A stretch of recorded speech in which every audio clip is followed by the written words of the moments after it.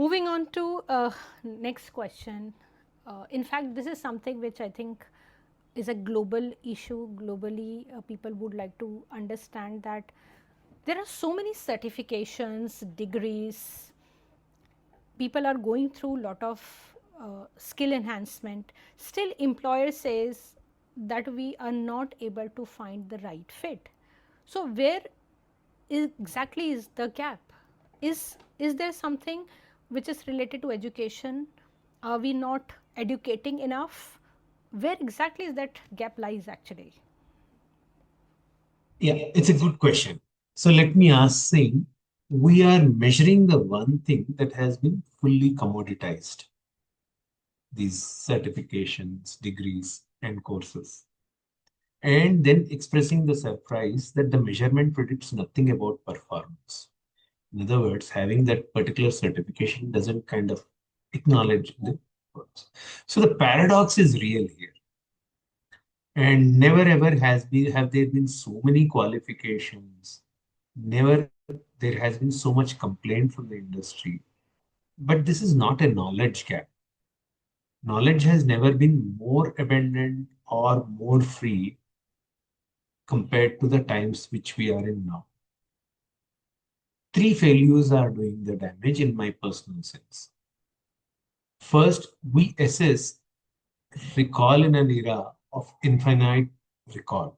The closed book examination was a sensible proxy for competence when information was scarce and retrieval was the bottleneck. Neither condition holds now.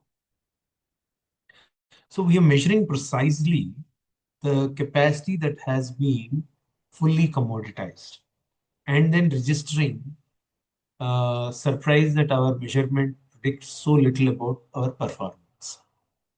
Second, we teach in clean environments and deploy into dirty ones.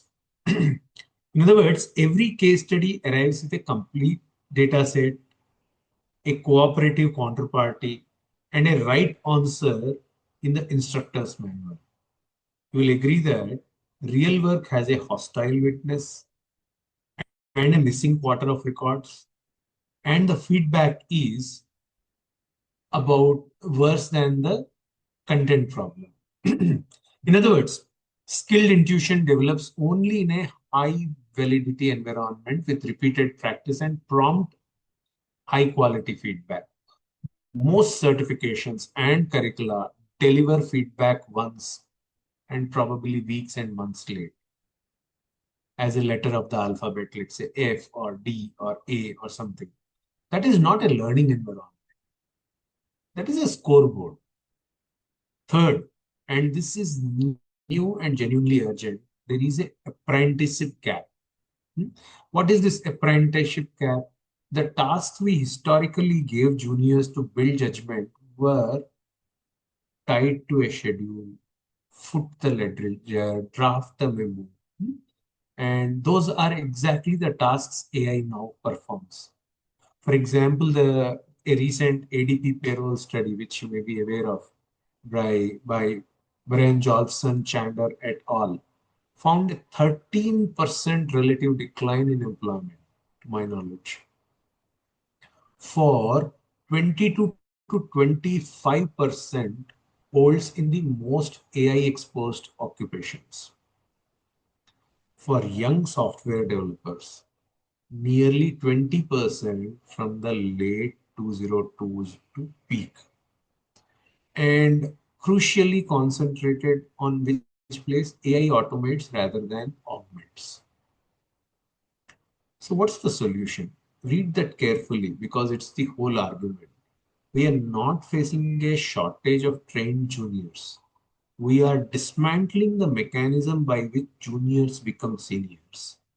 If we remove the bottom rungs and keep advertising the ladder, we are not closed the skill gaps. We have widened it and placed a certificate hmm, over the whole. The point is so what is the kind of corollary which one can make sense of? Every Indian child knows Eklavya. refused instruction by a great teacher, Drona, the forest boy builds a clay statue of his teacher and trains before it alone until he surpasses the formally taught princess. And his skill is self made, earned in the dust without a certificate to his name. So the story essentially can be cut two ways. It rebukes the notion that learning lives inside an institution's walls is the most capable people. Institutions walls means in this case degrees, certifications, and courses that are there.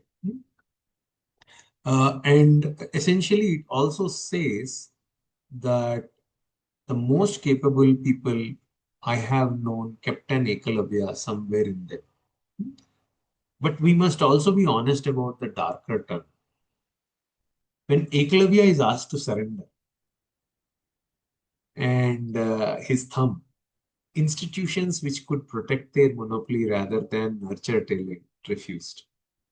Any education system, any certification system should be frightened of producing graduates less resourceful than a boy practicing alone before a clay teacher. This applies to chartered accountancy, company secretaryship, CFA, or any other profession that is there.